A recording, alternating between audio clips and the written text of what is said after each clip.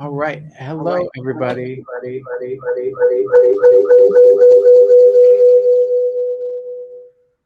Sorry about that. I think we're good. I think so. Let's see. Is that Jessica? Or is that? I think it's you. You got some feedback from. If you have, do you have two browsers open still?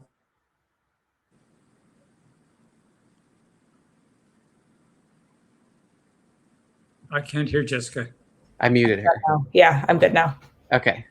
Hello again. My name is Matt. I'm one of the owners of Mysterious Galaxy, and I'm very excited to welcome to Crowdcast tonight a fellow Matthew Hart, the author of the book that we're celebrating tonight, Ice Angel. And joining him is Jessica Case, who is the deputy publisher of Pegasus Books. So I know we're short on time, and I want to let them get straight to the conversation. So let me just do the real quick Crowdcast Vanna White spiel. So to the right, you have our comment box. So if you guys want to chat and say anything, say something nice, feel free to put it there. If you have a question, there's an ask a question box down below. Feel free to put them there. And if you want to buy Ice Angel, there is the signed book plates button down below, which will take you to our website where you can get the book and a signed book plate from Matt. So I will get out of the way, let Jessica and Matt talk, and I'll be back in a little while, okay? All right. Thank you so much, Matt, and nice to see you, Matt. Thanks everybody for joining from San Diego. I'm just so excited to kind of host Matt tonight and get everybody excited about his new thriller, Ice Angel, which is, I don't know if people aren't aware, is actually Matt's second thriller, starring Alex Turner and the notorious Slav Lily. So I guess to kind of start right off, Matt, maybe tell us a bit more about Alex and Slav Lily and why you've chosen to continue their story onward from last fall's The Russian Pink. Sure, and thank you to Mysterious Galaxy for hosting us tonight. And I'm delighted to be here. And I see on the right that we've got apologize for some technical issues, and one of them was that my Wi-Fi packed up in my den where I was much better set up. So welcome to my bedroom. Alex Turner is a U.S. Treasury agent, and his lover and sometime partner, a Russian diamond thief on a very large scale, known as Slav Lily, is his lover, as I said. And they, I chose to write another book, but in a sense, the characters wouldn't leave me alone. I think in some ways it's the characters who tell you which way you're going to go. And they had huge adventures in The Russian Pink, and I guess they just simply wanted to continue them. So I obliged by sitting down at my computer and taking the prods. It takes a lot to create a character. I think in some ways the writing process is discovering the character you think you've created at the beginning. You think the character is going to behave a certain way. You think you have these characters. You've developed a plot. The diamond world is something I know a great deal about, so I place them in a world that I know a great deal about and let that world act on them and them act on the world. And in that process, they become something other than I think the writer imagined, certainly in my case, something other than that I imagined when I started. So I felt, and I liked what they became, so I felt the very least I could do was write them another book. Right. So I guess, speaking of characters, and you mentioned your background with diamonds are kind of their own character, right? in Ice Angel, and you've got quite a background with diamonds, as you mentioned. So maybe tell us a bit about that and how that kind of, you transitioned from being kind of this diamond industry insider into thriller writing. Well, I was a reporter, and I'd written a lot about gold mining. And I'd finished a book about a large gold rush on the north shore of Lake Superior. And at the time I was based in Toronto. Toronto is the world's largest sort of pool of finance for new mining ventures. So there's a lot of international financial business going on there in the mining sector. And after I'd been writing about gold for a while, this story caught my eye, and it was about this diamond discovery in the far north of Canada, in the Canadian Arctic, diamond discovery. And I think my reaction was much like many people's reactions. It was like, huh? Diamonds in the Arctic? Is that where diamonds come from? I always thought they came from South Africa. And so I investigated, and sure enough, there had been this huge diamond discovery, and I found out that a lot about the geology of diamonds, as I had about gold. Traveled up to the north, met a lot of the characters, and like a lot of this kind of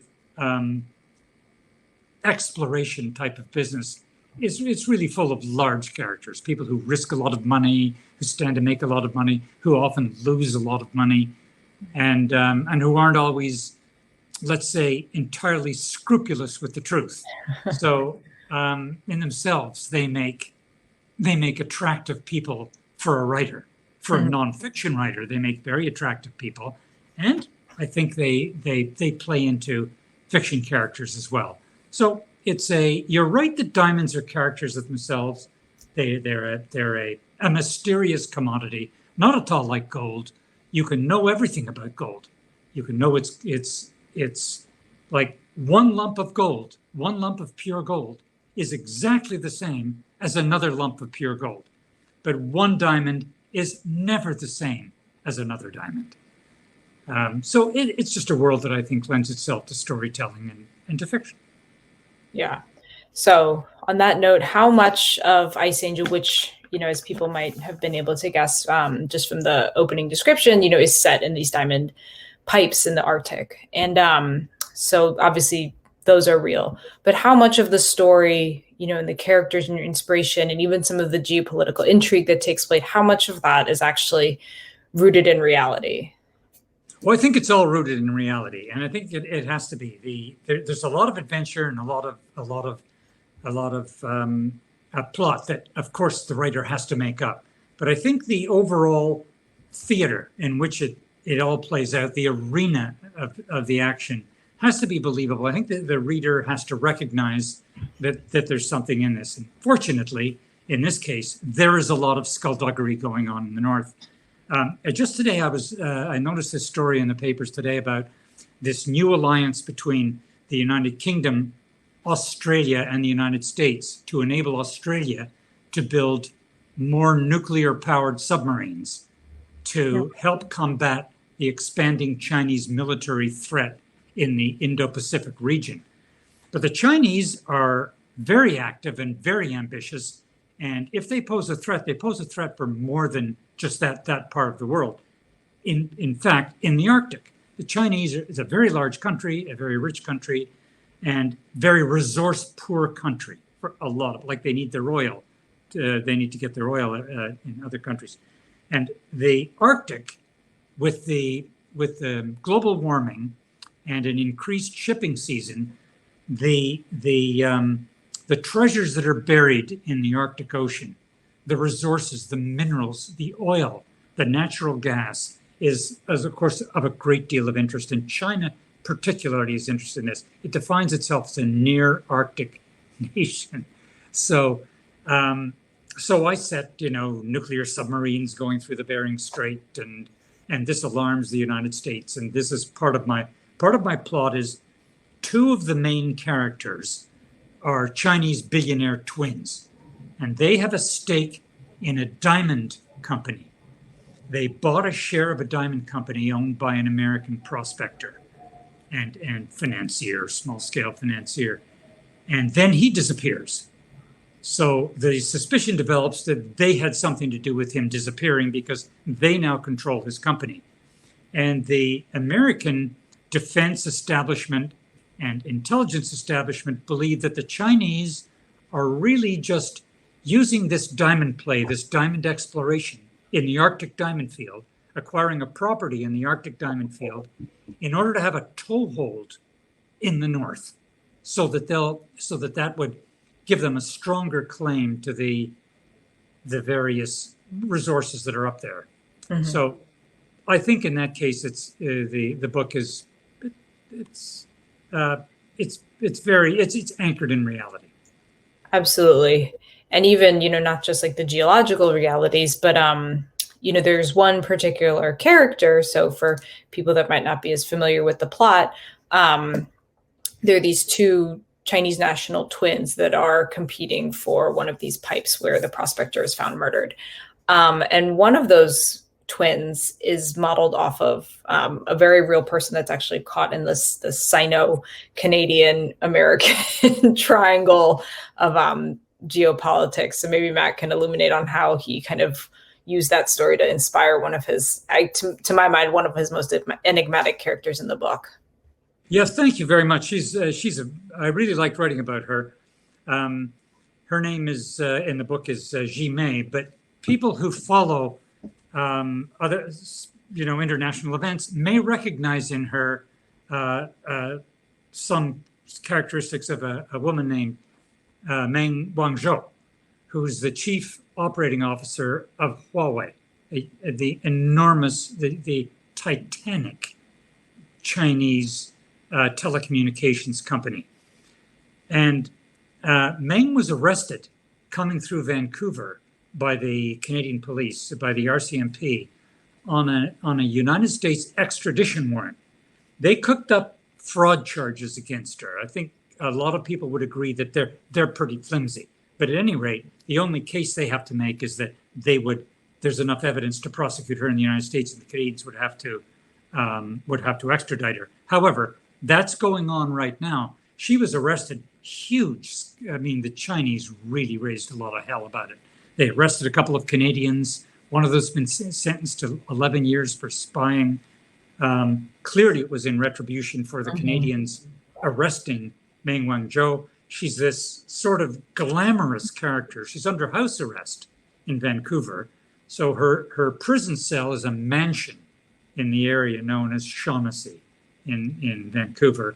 She wears, Jimmy Choo shoes and glamorous dresses, and she's a big player. She's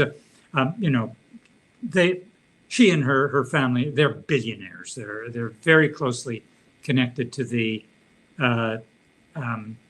Chinese government. Now, her arrest has caused, what can the Chinese do against the United States?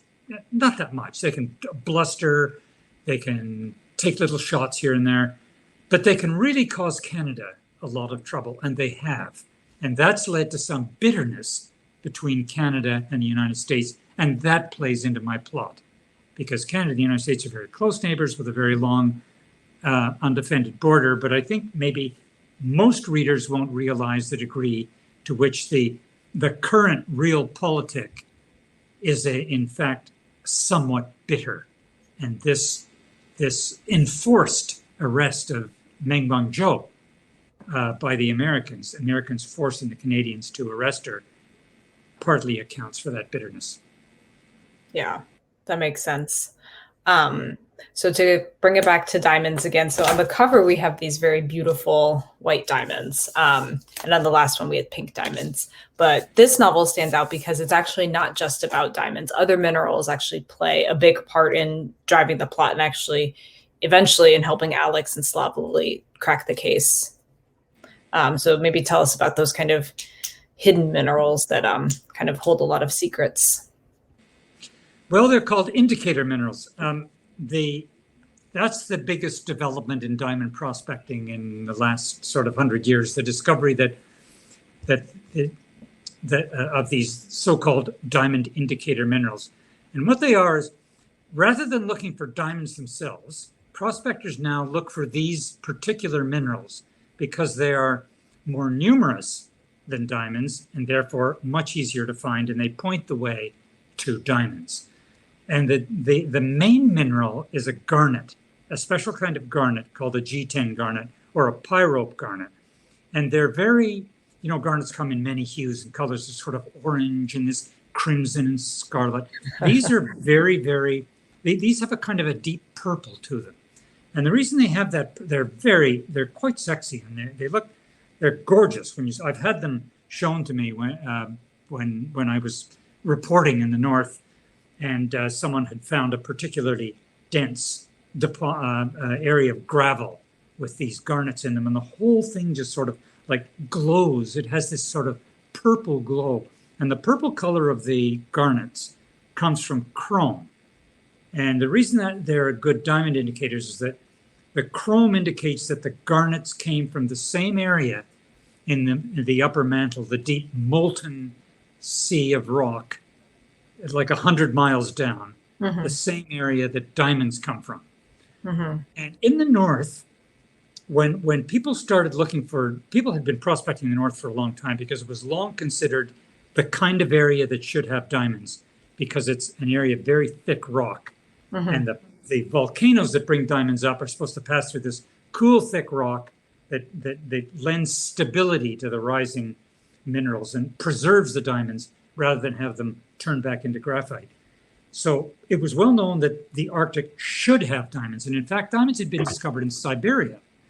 So prospectors were looking in Canada, and they kept finding these trains of like garnets, these very, very interesting, very sexy garnet trains, but they could never find the diamond pipe at the end of it. Diamond deposits are called pipes, circular, extinct volcanoes. And they finally figured out that the reason they couldn't find the pipe at the end was that during the last ice age, 10,000 years ago, the ice gouged out the softer rock of the diamond pipe, which is a rock called kimberlite, and when it melted away again, filled it with water. So that this gouged out area at the top of the diamond pipe, the softer rock, was actually a lake. So they waited until the winter, pulled a drill onto the lake, drilled through the ice, and bingo, they hit a diamond pipe. And the secret was the diamonds were unmasked, and that's where most of the diamonds are in these. They drain the water out of the top of the lake and mine it. That's the story. Yeah. So actually, it's funny you mentioned Siberia, because my next question was going to be about Slav Lily, who is our kind of enigmatic former double agent, right? And her and Alex have this kind of tempestuous love affair. There's always this push-pull, and Lily's can sometimes be kind of a hot mess, right? You never know exactly what side she's on. She's got a lot of baggage, but she's very crafty. And so, she's always kind of the wild card in the plot. As a double agent, we can never quite be sure of her. So, how, and I think this novel, Ice Angel, is much more her book. So how have you kind of imagined and seen Slav Lily evolve? I feel like Alex is much more of kind of the straight shooter. And so how do you, as you kind of work on these novels and also think ahead, hopefully to book number 3, how do you kind of wrestle with Lily and see her developing, as you kind of continue to write? I don't want to give away the farm for Ice Angel, but Lily kind of always holds all the keys. I mean, Lily has a lot of power. First of all, Alex forced Lily to work with him. He forced Lily to betray her partners at the time, who were Russian gangsters. Lily herself, while not being a gangster, was after all a criminal, a Russian diamond thief. She stole at an industrial scale from the Russian sorting factory in Mirny, an actual Russian city, although my Russian state diamond miner is called Rusjan. The real Russian state diamond miner is called Alrosa. And in fact, plenty of people rob Alrosa blind. Not many people realize that Russia is the world's largest producer of diamonds, 40 million carats last year. So at any rate, Lily is a big-time Russian player. Alex forces her to turn against her employers because he represents the power of the United States Treasury, and he can bring the power of the United States Treasury against the banks that provide US dollars to the customers dealing with the Russians to buy their diamonds, because diamonds are traded in US dollars. It's a big foreign currency earner for Russia. That's one of the reasons they're so important, and one of the reasons that they are so thoroughly in the hands of gangsters. Well, so he forces Lily to do this, and in a sense, at the beginning, Alex is in control, but nobody really controls Slav Lily. For one thing, she has tremendous wealth of her own. She knows how the world operates. He has a kind of a temporary sway over Slav Lily, and they both deceive each other. I mean, Alex manipulates Lily to gain information for, his operations as a treasury agent, and Lily manipulates Alex for her own ends. I suppose, in some ways, love affairs are like that anyway. People are who really knows what someone else is thinking. I mean, I think that's literature's. That's the meat and drink of literature, isn't it? Mm-hmm. You really don't know. Yeah. You can't know anyone. We're all perpetual strangers, and we make these kind of provisional assessments of each other that can change. Mm-hmm. And I think Lily feels her power more and more, and is less inclined to be manipulated. Harder for Alex to manipulate. Mm-hmm. She has more freedom. She's a very cosmopolitan person, speaks fabulous English, and I think in the future, I think where I want them to go is diamonds are a kind of they're themselves an unknowable mineral. A diamond, to be interpreted, the average person knows nothing about diamonds and must rely, you could read up on them, but essentially when you walk into a retail store to buy a diamond, the buyer relies on a sort of a priestly caste, almost, the diamond dealer, the people who can interpret the stone, who can tell you what the stone, who can show you what you should look for, who hand you a loop to open and tell you what's inside the diamond. But really, you have to be led through it by people like almost like a religious catechism. You have to be introduced to the mystery, and always there, I think, for everyone in that transaction is the fear and the suspicion that maybe you're being cheated, that you might be being cheated, that you can't know for sure. Even a certificate, you get these fancy certificates that define everything, even the angle of every single cut in a diamond. Right. But what's a certificate? Yeah. It's a piece of paper. Yeah. You don't know if it is exactly the same. And there's so much that people get told that is complete baloney. At any rate, I don't want to give away where I'm going with the next plot. I'm already more than halfway through the third book. But it has to do with this kind of hall of mirrors feeling with diamonds, that the uncertainty, even for people in the trade. People in the trade get cheated too. People in the diamond trade get fooled as well. Mm-hmm. And there's a whole new category of diamonds that's come on now that, well, they go by various names, but lab grown is the most popular.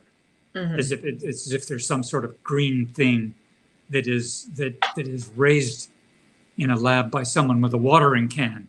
Mm-hmm. Instead, they're synthetic diamonds, let's say synthetics, but a whole new field of gem grade synthetics is coming on. So that's another thing. They're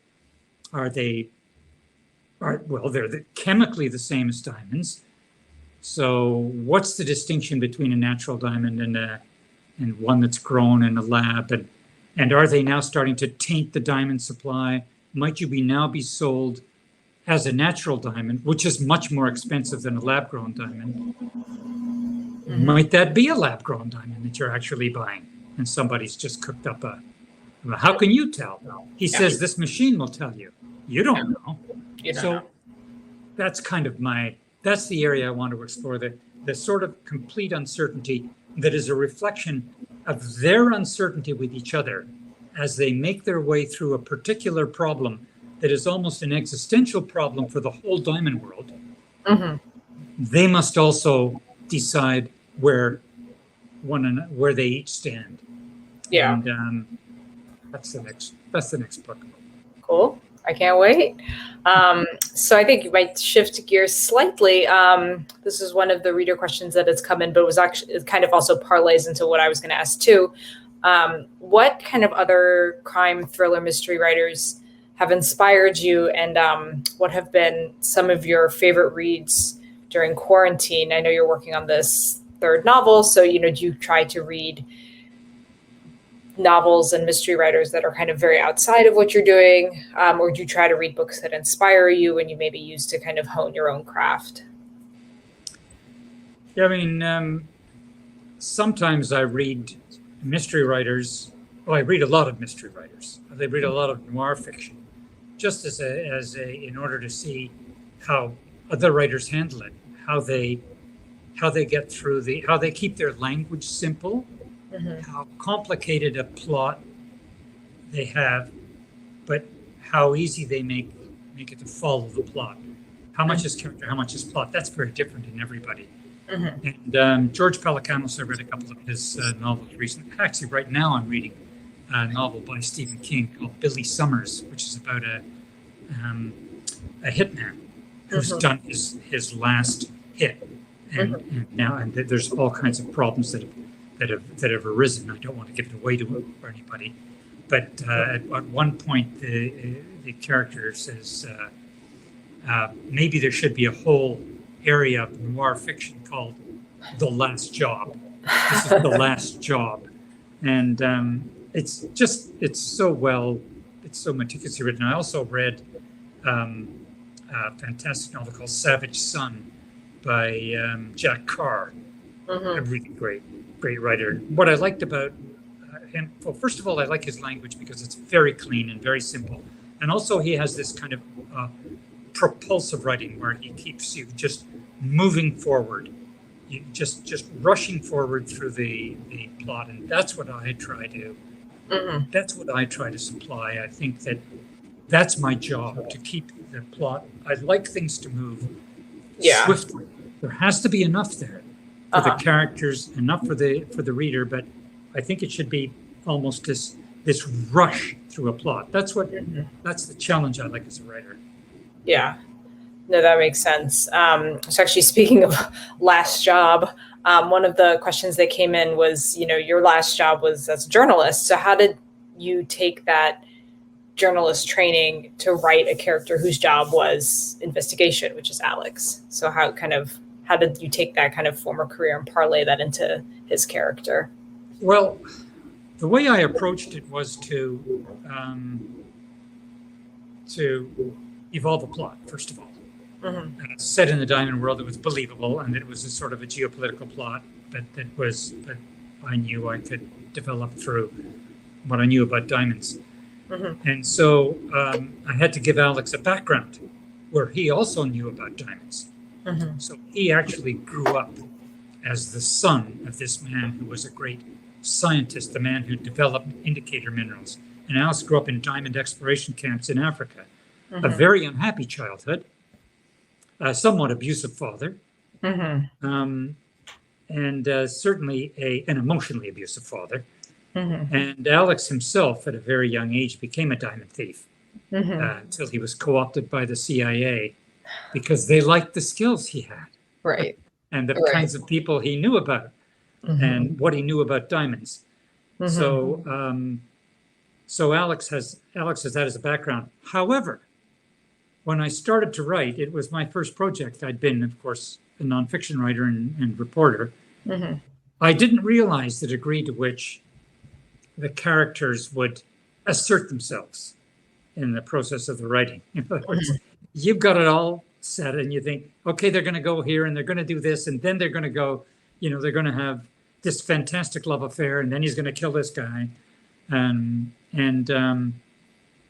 it doesn't work that way. Sometimes you get a character to a certain point and they're just not going to say what you think they're going to say. It doesn't feel right. You write it, and Right. it's just no good. It doesn't work because the character is trying to tell you this isn't actually what I wanted. This isn't how I would do it. And so I think you have to learn to listen to the character while at the same time pushing ahead. Yeah. Listen to your sources, right? I think that's Exactly. I hope that makes sense.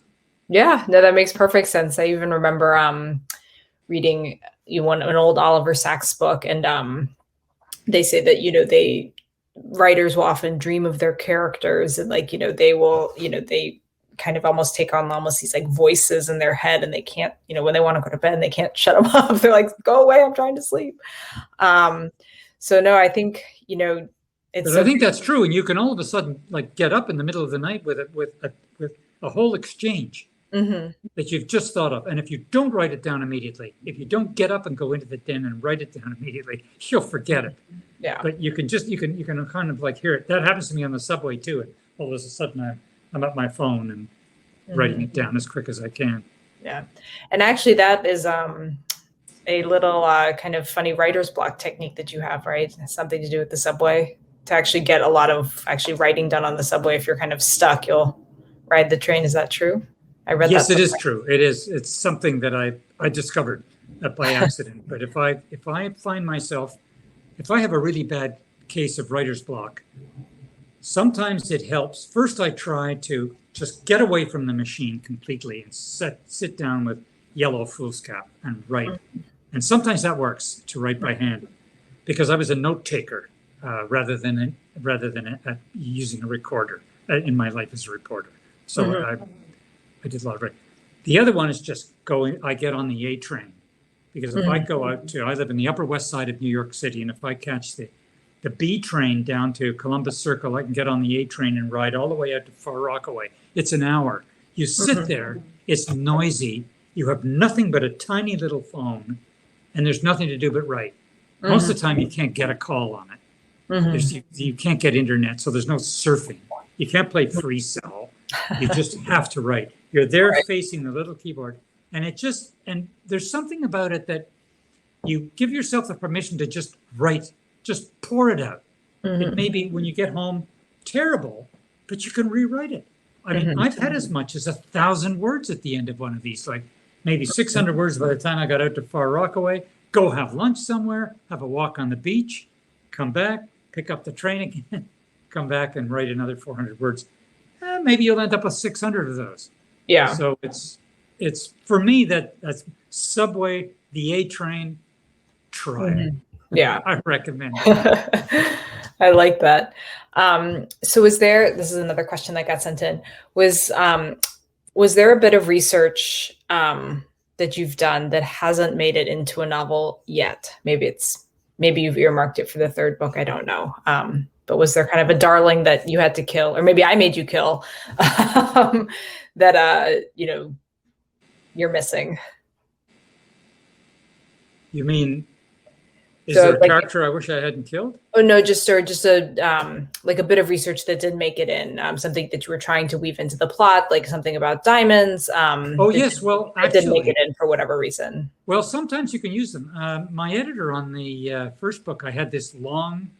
Well, I won't tell you what it is, but it was a particularly long sequence, and set overseas, and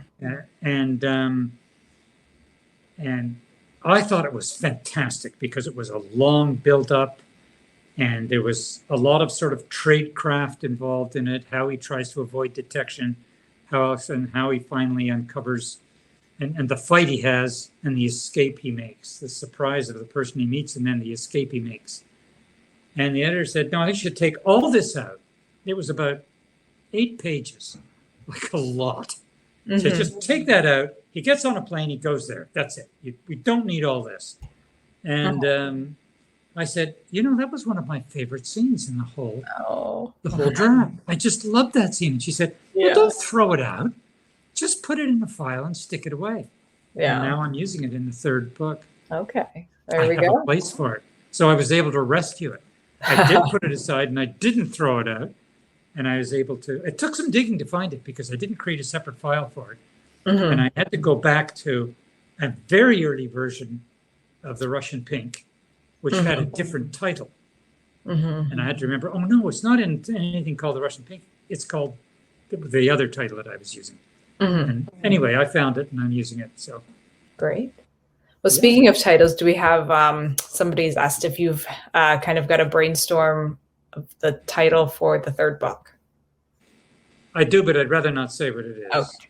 I'd rather not say what it is because I'm still playing, and I've changed it about 3 times. And as you know, I changed Ice Angel a couple of times too. So finally, That's true. lighting on Ice Angel.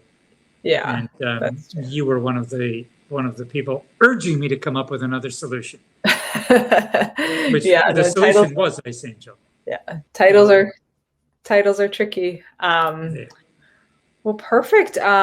So I think we answered everybody's questions, and this is kind of perfect as far as time goes. But I guess any kind of last words. I think everybody who's watching, this is just edge of your seat. Matt and I, obviously have worked very closely on this novel, but every time I would go back and look at his revision, I was always on the edge of my seat.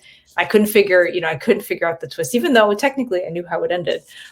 So I think, I think you'll be thrilled. And if you haven't picked up a copy of Pink, you should do that too, but they don't need to be read together. And you get to kind of immerse yourself in this fascinating, endlessly enigmatic world of diamonds. Every diamond is unique. Every diamond has a story behind it.